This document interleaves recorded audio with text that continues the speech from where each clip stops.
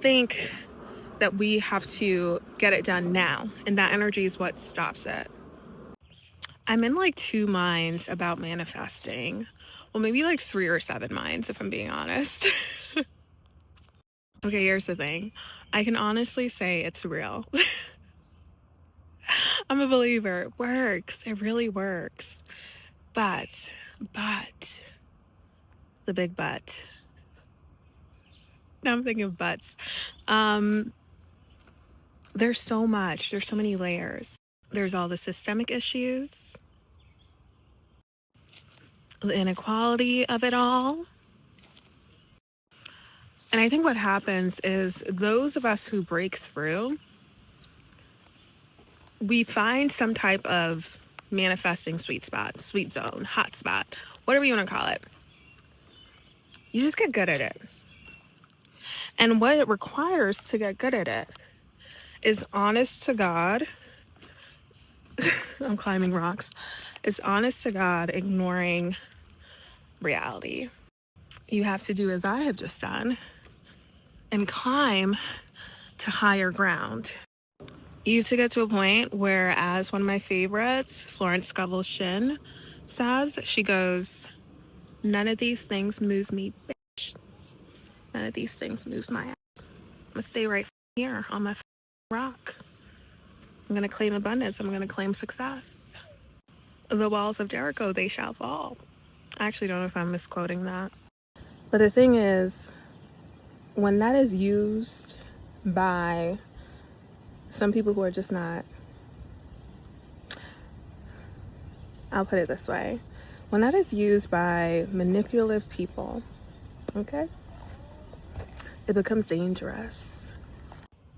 And maybe the better word is disconnected people. What's the word? If you got a good word for it, let me know. Let me know. Because it's people who are no longer connecting to others, and it's almost like they've lost sight of how they got there, you know? Or they've never had to struggle, and so they didn't even have to get there. It was just programming that they inherited. And so I think it's something that is absolutely, at least what I've seen. I mean, I've had the most.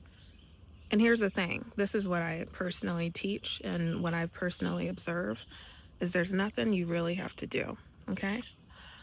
Literally, there's nothing. It's nothing. There's nothing about it.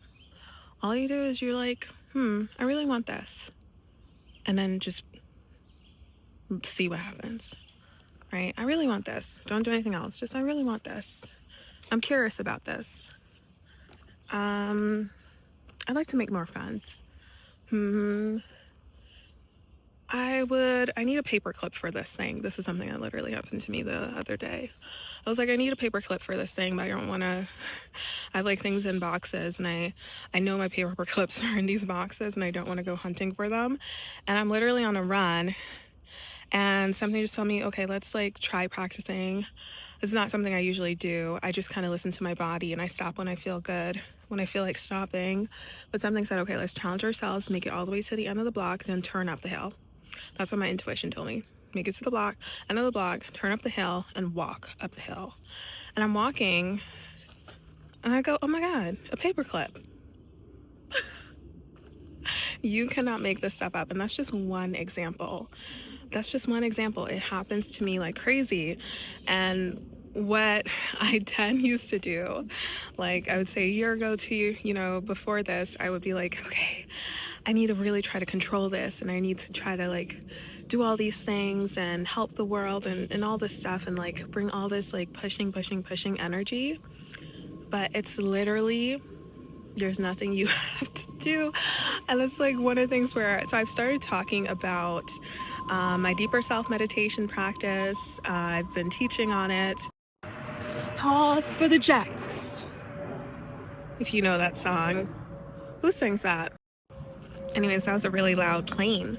But I've been teaching my deeper self meditation, and it's been like, I think a couple years now. I'm finally releasing season 2 of my Deeper Self podcast. But one of the things that comes up for me is like, I think this is really poignant, and it's true, and I could help people, but honestly, there's nothing really for me to say. I don't know how I create content out of this, because it's literally like, honey, do less.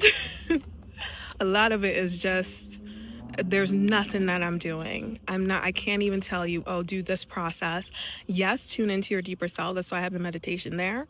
But beyond that, beyond literally just being curious and letting it be a question. And I think this is where I used to get stuck, is there's so many teachers who are like, you have to believe and make it happen. And it's like all this energy. And here's where I'm like, it gets difficult when we're looking at systemic oppression, right?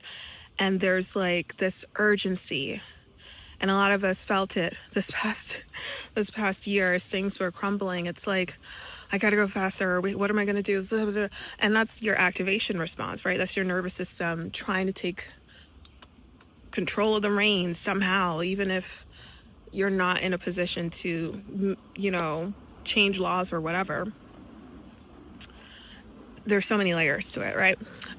So that sense of urgency, it's common, it happens. We all feel it when we're in an anxious and activated state. It's actually not really you doing anything, it's your body. It's how we've evolved to respond to threats and stress. But you still have, even though we're not in full control, right, of our autonomic nervous system, we don't get to say how that bad boy runs his show. That's his gig, that's his thing. He knows what he's doing. But we can still take a conscious breath when we realize it. We can still come outside. We can still train our body to seek relief, right? And you'll start to feel this. It'll become automatic, but it's a habit that you still have to develop. And that's what I'm helping adults do. I tend to get a lot of female clients. I work with a lot of women, but this program is actually open to all genders. But we think that we have to get it done now, and that energy is what stops it. It's actually what stops it. And I think someone who's doing a really great job of using manifesting in the real world is our boy, my man, NYC, Mamzani. Okay. That man has the gift. Child. Literally in a time when immigrants are being threatened in this country, an immigrant, has gotten elected and is taxing the rich.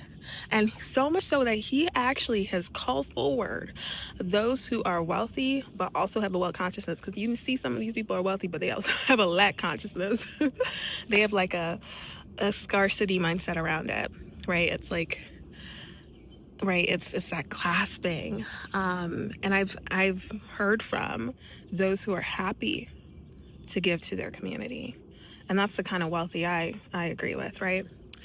But yeah, the thing that is tough to balance is that sense of urgency and like seeing how you need solutions now, but it's like if you just relax, the answers, they come. There's not much to do.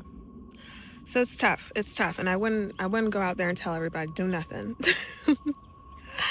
Do what you know to do is what I would say. Do what you know to do. Listen to that little voice, right? Because I personally didn't know that I would find a paperclip on that run. I could never be like, oh, I'm going to go manifest a paperclip. And I'm going to listen. I'm going to sit down and meditate and receive that I'm going to find it on this run. It would just never happen. That just is not how it works, right? It's not how it works. And so do what you know to do and just trust and listen. Trust and listen. Anyways, I don't know what else to say. This is usually where I'm like, go listen to my podcast or whatever, but honestly, do whatever you want to do. Maybe you just want to listen to this every now and then, or journal, or think about it. I'm getting off this hill. Okay. I remember the song, and listen, it's a jet. I'm looking at the big sky. Or I'm looking at the big sky. No, you never understood me. You never really tried. Oh, that cloud. It's a Big Sky by Kate Bush.